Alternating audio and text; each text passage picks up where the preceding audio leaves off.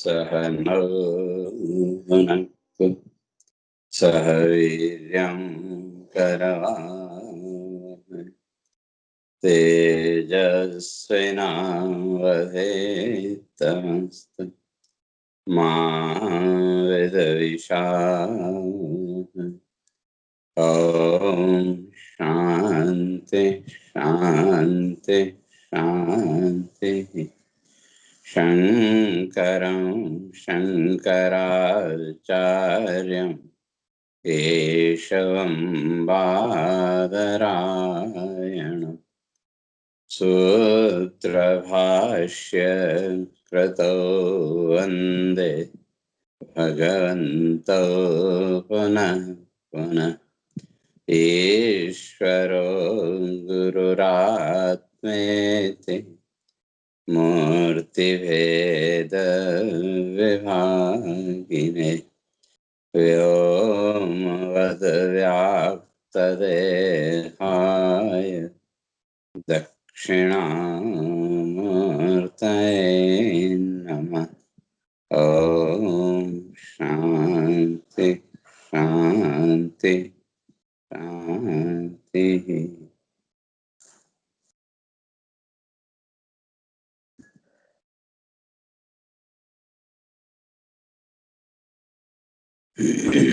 तो विचार चल रहा था, यज्ञार्थात् कर्मणोऽन्यत्र लोकोऽयं कर्मबन्धन तदर्थं कर्म कौन्तेय मुक्त संगः समाचरः। तो इसलिए भगवान कह के आए थे कि कर्म तो करना पड़ेगा, और कैसे करना चाहिए तो कहा यज्ञार्थात्, यज्ञ भाव से, क्योंकि यज्ञ भाव से किया गया कर्म चित्त की शुद्धि का साधन, और चित्त शुद्धि का फल ज्ञान की प्राप्ति, तत्वबोध, और तत्वबोध का फल संसार बंधन से मुक्ति। तो इसलिए यज्ञ कर्म करते करते या प्रत्येक कर्म के साथ जब हमारा यज्ञ भाव हुआ, यज्ञ अर्पण, अर्पण का भाव, कैसा तो पहले चर्चा करके आए थे कि सर्वे भवन्तु सुखिनः, संसार के सब प्राणी सुखी। इस तरह का भाव कर्म के साथ अगर है तो हमारे जीवन का प्रत्येक कर्म यज्ञ कर्म हो जाएगा, और उस यज्ञ कर्म के द्वारा चित्त की शुद्धि। ठीक है, लोक व्यवहार में मनुष्य ने प्रत्येक कर्म को इस संसार के फल के साथ जोड़ दिया। वास्तव में वो सांसारिक फल प्राप्ति कर्म का उद्देश्य नहीं। कर्म का जो ध्येय है, कर्म का जो उद्देश्य है, वो है चित्त की शुद्धि।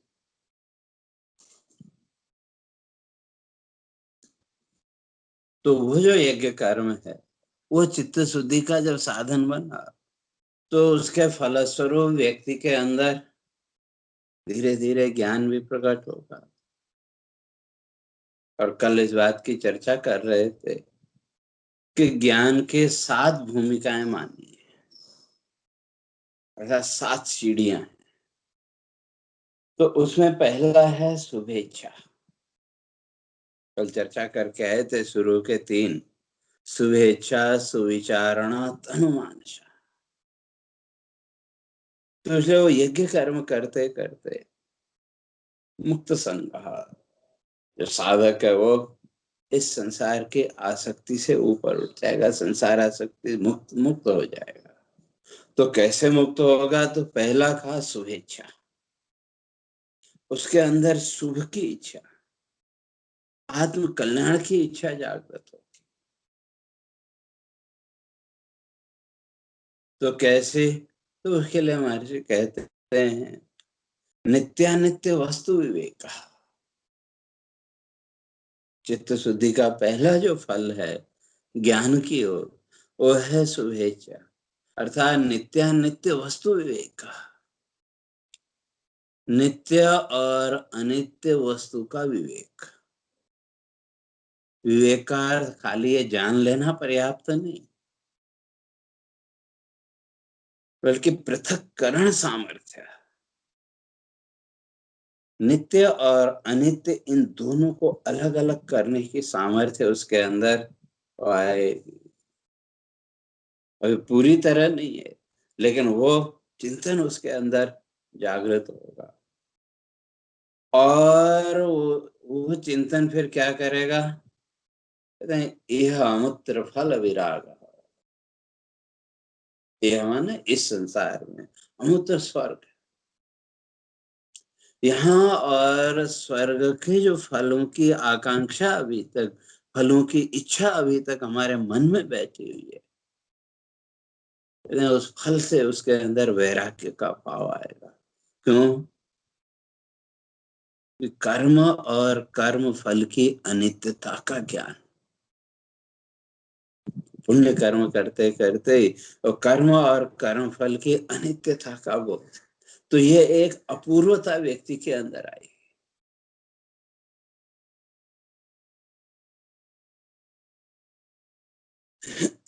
तो तब उसके साथ साथ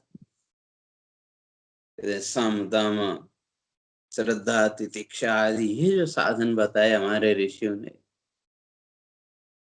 मोक्ष मार्ग में, ये भी जीवन में आएंगे। और साथ ही साथ मोक्ष इच्छा, इस संसार के बंधनों से मुक्त होने की इच्छा, उसी का नाम शुभेच्छा। अर्थात इस संसार और स्वर्ग के जो भी फल हैं, इन कर्म फलों के प्रति वैराग्य, और साथ ही साथ इस संसार बंधन से मुक्त होने की इच्छा, उसी का नाम है शुभेच्छा। और जब वो शुभेच्छा व्यक्ति के अंदर प्रकट हुई, तो श्रुति कहती है तद विज्ञानार्थम स गुरुमेवाभिगच्छेत् समित पाणि श्रोत्रियम ब्रह्मनिष्ठम। तद विज्ञानार्थम, उस तत्व के विज्ञान के लिए, उस तत्व बोध के लिए, स गुरुमेवाभिगच्छेत्, वो गुरु की शरण में जाए। तो अगला जो कदम है, तो वो है सुविचारणा। किसके लिए जाए? तुम जो गुरु है, कल चर्चा करके आए थे, इस संसार में दो ही निरपेक्ष है, शास्त्र और गुरु। और गुरु भी कैसा कहा? श्रोत्रियम ब्रह्मनिष्ठम, श्रोत्रिय और ब्रह्मनिष्ठ। और श्रोत्रिय कौन?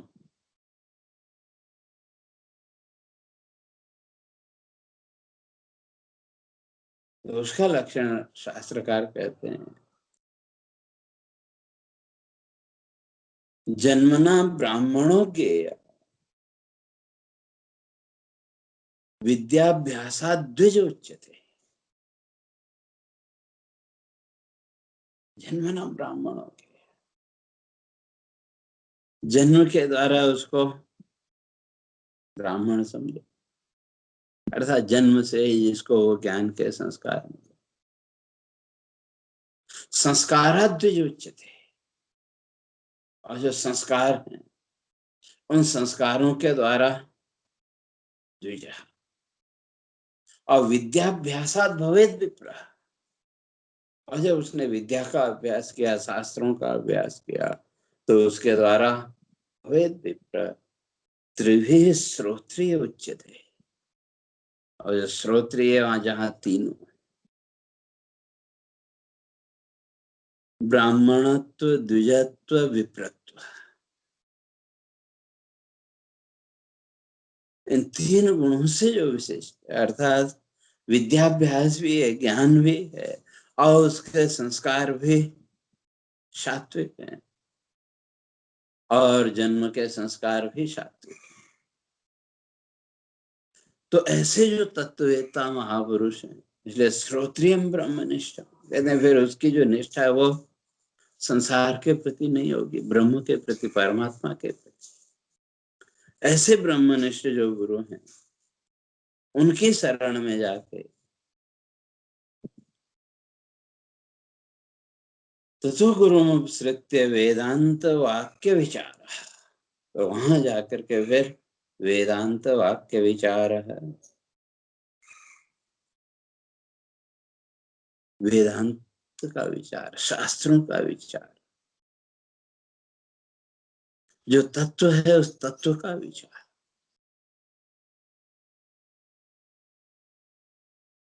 और श्रुति तो इस बात को स्पष्ट करती है कि वेदांत विज्ञान सुनिश्चितार्थ, जिसने उस वेदांत विद्या के माध्यम से अपने जीवन का लक्ष्य निश्चित कर लिया, तो इसलिए मोक्षेच्छा तो है, लेकिन उस मोक्षेच्छा को दिशा देना, उसको दृढ़ करना, उसको आगे बढ़ाना, तो उसके लिए वेदांत वाक्य विचार सुविचारणा, जो वेदांत वाक्यों का विचार वो उसका नाम विचार। और कहाँ गुरु उपसृत के, गुरु शरणागति, क्योंकि गुरु निरपेक्ष है, शास्त्र भी निरपेक्ष है। तो अब ये दो सीढ़ी जब आप चढ़ गए, तो तीसरी सीढ़ी में तनु मानसा, आपके जो चित्त के विकार, क्यों अभी तो संसार के संस्कार, इच्छा तो है मोक्ष की, वैराग्य भाव भी आया, लेकिन फिर भी वो चित्त संस्कार खींचेंगे।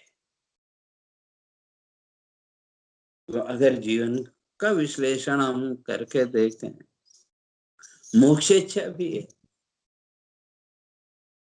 इस संसार बंधन से ऊपर उठने की इच्छा है, कहीं न कहीं है, जिसने वेदांत आदि श्रवण किया, थोड़ा विचार किया, उसके अंदर है, लेकिन बहुत ज्यादा दृढ़ नहीं, क्योंकि ये संसार के विचार है, संसार के संस्कार फिर खींच के लाते हैं।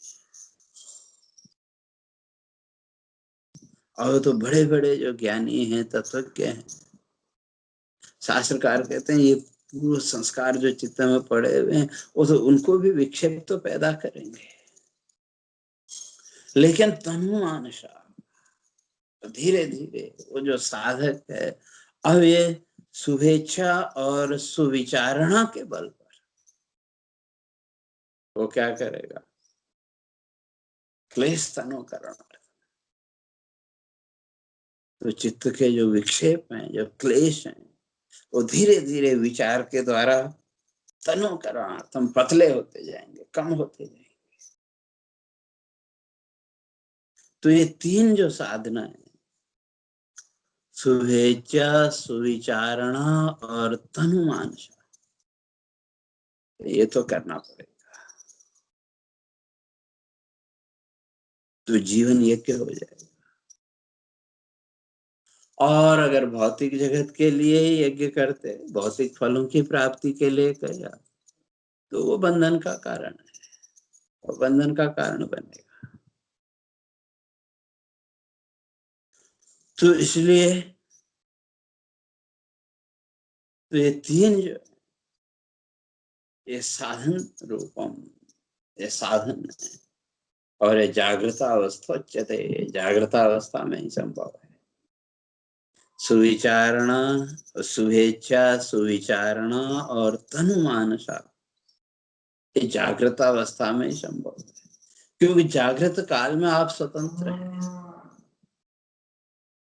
स्वप्न में तो पराधीनता है, स्वप्न में आपका मन स्वतंत्र हो जाता है, आप पराधीन हो जाते हैं, और जागृत में आप स्वतंत्र हैं, आपका मन आपके अधीन है। इसलिए जागृत में ये साधना संभव है। और तब पहुंचे चौथी भूमिका, कहते हैं चौथी भूमिका सत्वापत्ति ही। सत्वापत्ति या उसी को स्वप्नावस्था भी कहा, स्वप्नावस्था के तुल्य है।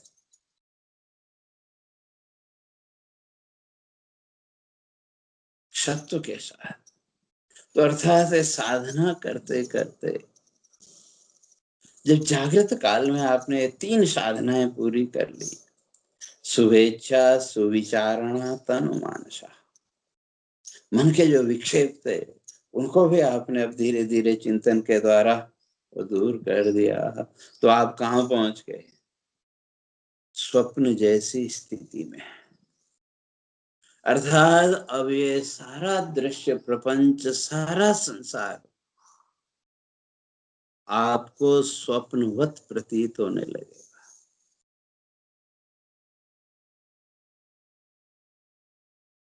क्यों? कहते हैं ब्रह्म साक्षात्कार। कहीं न कहीं वो आत्मबोध, कहीं न कहीं वो ब्रह्म भाव आपके अंदर जागृत हुआ। वो चिंतन करते करते, विचार करते करते, इसलिए भगवान शंकराचार्य जी कहते हैं कि विचार एव तस्य औषधम्। इस संसार बंधन से मुक्त होने की केवल एक ही दवा है, वो है शास्त्रों का विचार। और वो विचार के लिए 2 चीजें आवश्यक है, शास्त्र और आपके जीवन का अनुभव। इन 2 को लेके जब विचार करेंगे तो हमारे ऋषि कहते हैं आप किसी न किसी निष्कर्ष पर पहुंचेंगे।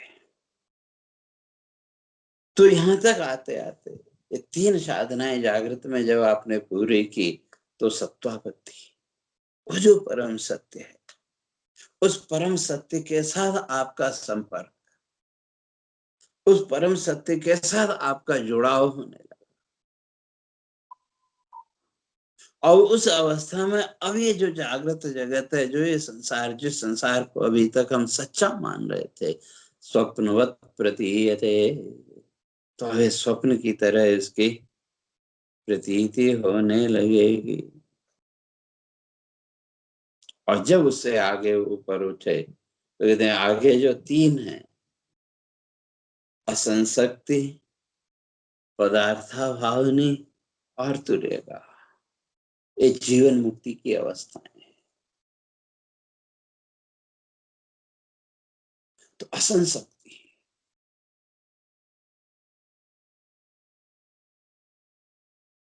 तो अब ये संसार के साथ जो आसक्ति थी, जब आपको स्वप्नवत संसार लगने लगा, जैसे सुबह आंख खुलने के बाद स्वप्न के दृश्य आपके सामने आए, तो प्रथम क्षण में तो मालूम है कि स्वप्न के दृश्य हमने ये सपना देखा था, लेकिन कहीं कहीं उसके साथ भी अटैचमेंट है, अत्यंत सूक्ष्म।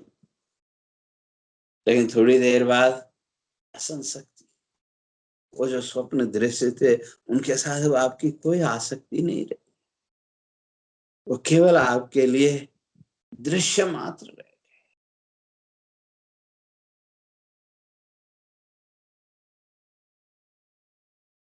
अब दृश्य मात्र है तो दृश्य देख रहे हैं तो पदार्थ है।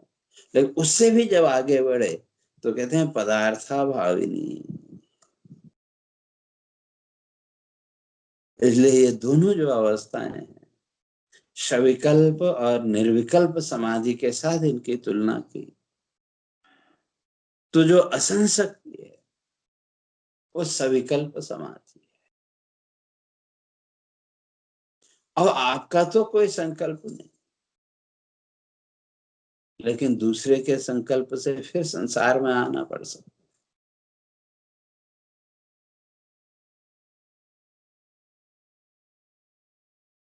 इसलिए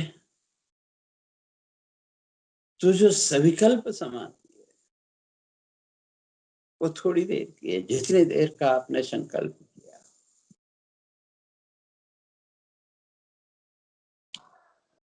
और वो सविकल्प समाधि का भी हमको अनुभव है। जैसे यूं समझें, आप रोज सुबह उठ करके जो भी पूजा पाठ आदि जो कुछ भी आप करते हैं, उसके लिए आपने एक अपना समय बांध रखा है कि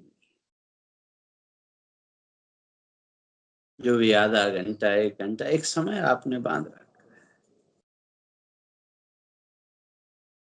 उतनी देर के लिए आपका चित्त निरंतर अभ्यास के द्वारा संसार भाव से थोड़ी देर के लिए विमुख हो गया, तो वो एक तरह का समाधि भाव कह लो। लेकिन कितनी देर का?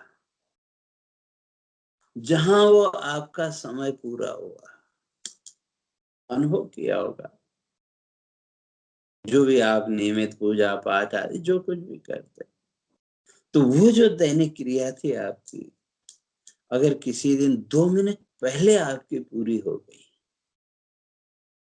तो आपका मन बड़ा प्रसन्न हो जाता है कि 2 मिनट में कोई अंतर नहीं पड़ता। लेकिन 2 मिनट पहले जब आपने उस नित्य कर्म से, उस पूजा पाठ आदि से निवृत्त हो गए, तो आपके मन में एक प्रसन्नता का भाव आया।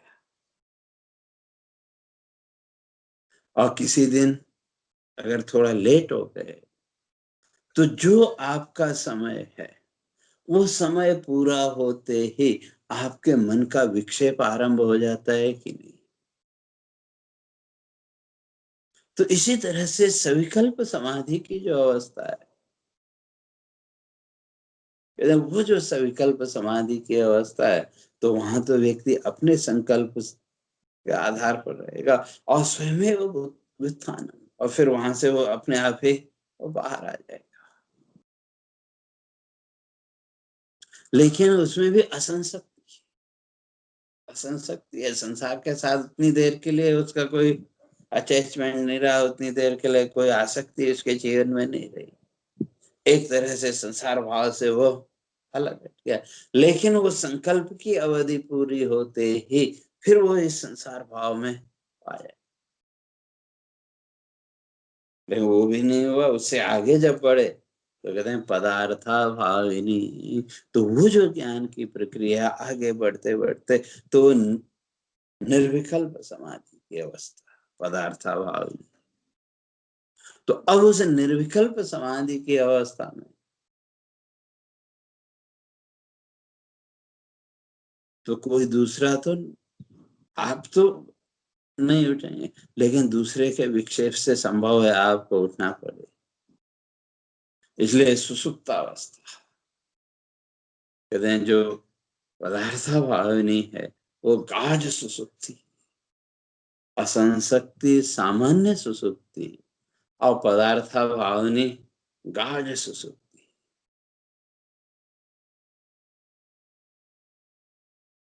तो उस गाढ़ सुसुप्ति की अवस्था में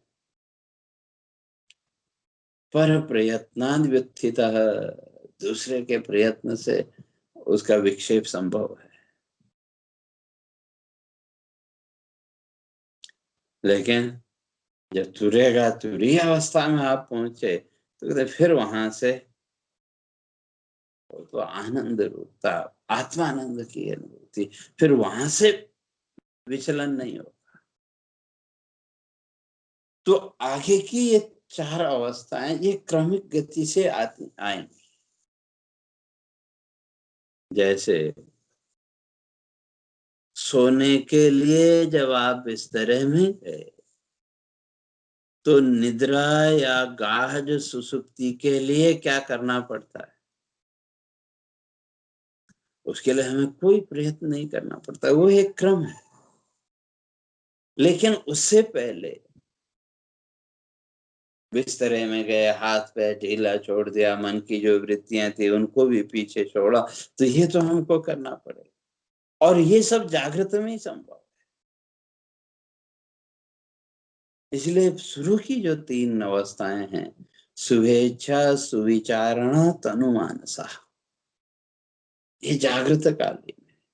और उसके आगे की प्रक्रिया फिर वो चलेगी।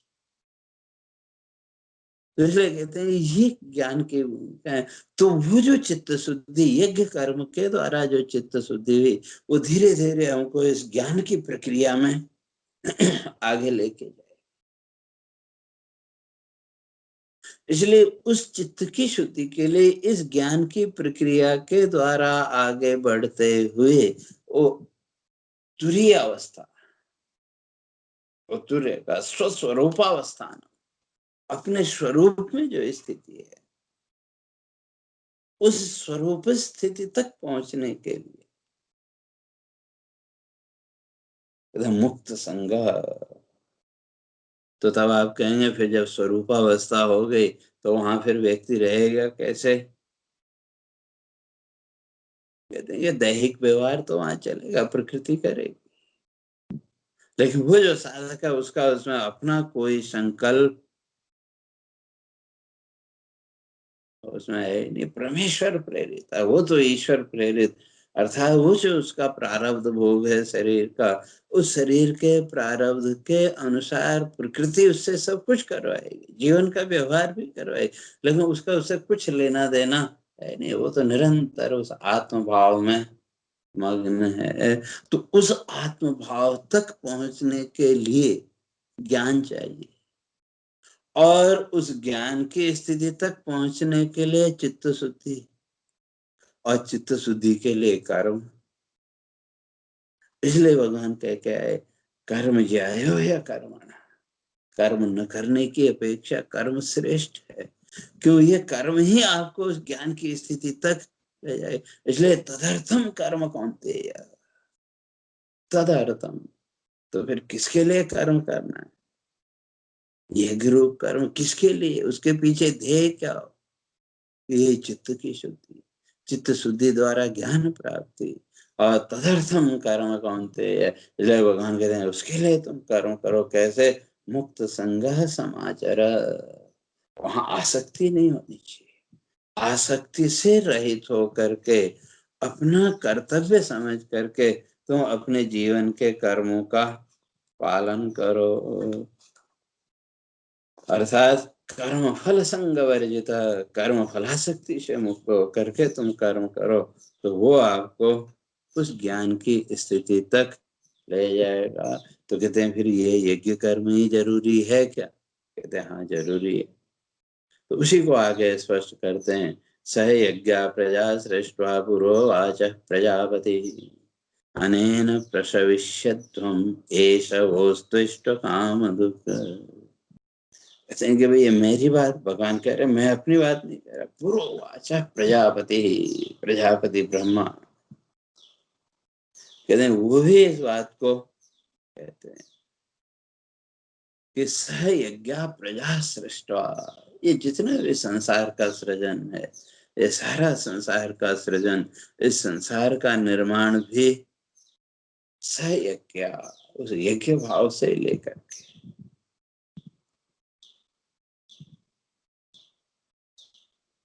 वो यज्ञ भाव, इसलिए इस प्रजा का निर्माण भी यज्ञ से ही हुआ। तो इसलिए इस यज्ञ भाव के द्वारा तो अनेन प्रसविष्यध्वम्, इस यज्ञ भाव के द्वारा तुम क्या करो? प्रसविष्यध्वम्,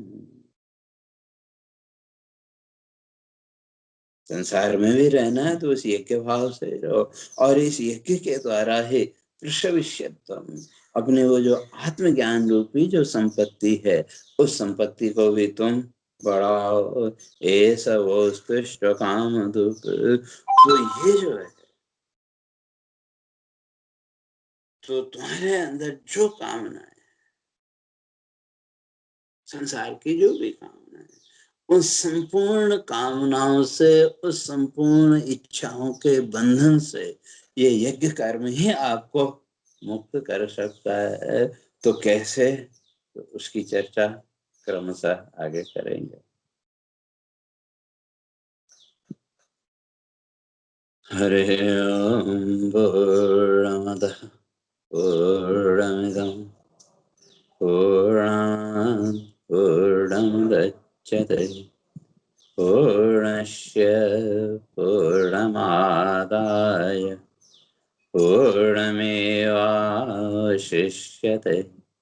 ओम शांति शांति शांति। शंकरं शंकराचार्यं केशवं बादरायणं सूत्रभाष्य कृतौ वन्दे भगवन्तौ पुनः पुनः। ईश्वरो गुरुरात्मेति मूर्तिभेदविभागिने व्योमवद्व्याप्तदेहाय दक्षिणामूर्तये नमः। ॐ शान्ति शान्ति शान्तिः।